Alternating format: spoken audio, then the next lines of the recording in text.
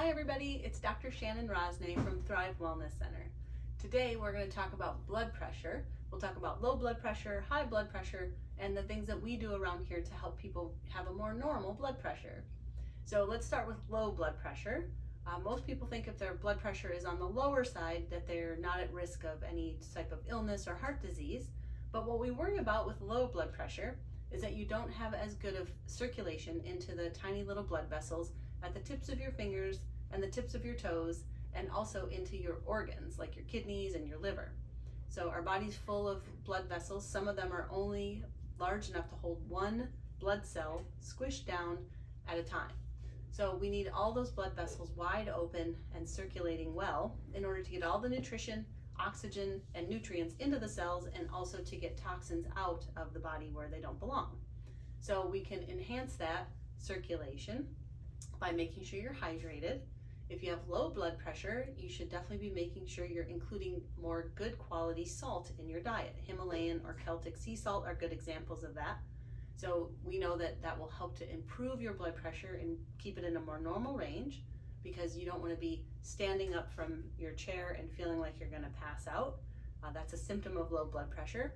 Cold hands and feet, poor circulation, just feeling dizzy or weak, especially if you're exposed to heat or sun. Those are all indications that you might be having issues. Stress is a common reason, because it stresses the adrenal glands, that you might have low blood pressure. So there's other herbs and things like that, nutrients that we use to enhance that. But the simple things you can do on your own are to stay hydrated with plenty of salt and to try to manage stress.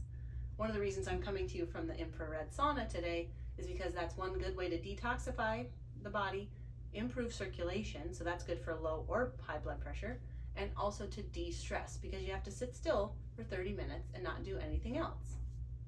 All right, let's talk about high blood pressure.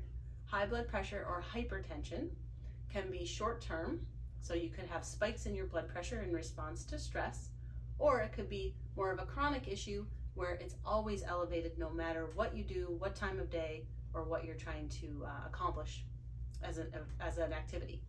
So if you have chronically high blood pressure or even acutely high blood pressure, the best thing to do is make sure you're actually breathing. So we tend to hold our breath when we're under stress, and that can drive our blood pressure up. You'll see people get red in the face and start to sweat when their blood pressure goes high. You might get a headache or feel just really like you're going to explode. I mean, that's really what it feels like. You feel tension or like things are swollen. Sometimes people just feel chronically agitated or anxious when their blood pressure is high. And there's all kinds of different symptoms that can arise from it, and different organs that can be involved when you have high blood pressure. So some of the more common ones that we might be supporting would be your heart, your kidneys, your liver, your adrenal glands, thyroid gland. There's lots of organs that can cause high blood pressure if they're not doing well. So we work with things like magnesium and different minerals to help manage the stress in the body and reduce blood pressure by opening up the blood vessels. Kidney support, we use garlic or different herbs that can be helpful for supporting the kidneys. Eating an adequate amount of good quality salt in your diet and avoiding processed salt is very important for managing high blood pressure. So you shouldn't be restricting salt altogether in most cases, but you just want to make sure you're eating good quality salt and staying hydrated. Exercise, hydration, and stress management, I mentioned breathing and sauna as being two ways. All of those are good things to help manage your blood pressure naturally. And of course, we always recommend coming in, getting your organs checked so we can help find out exactly what's causing the problem as an underlying issue. I hope this was helpful. Don't eat too much caffeine, and I'll see you soon.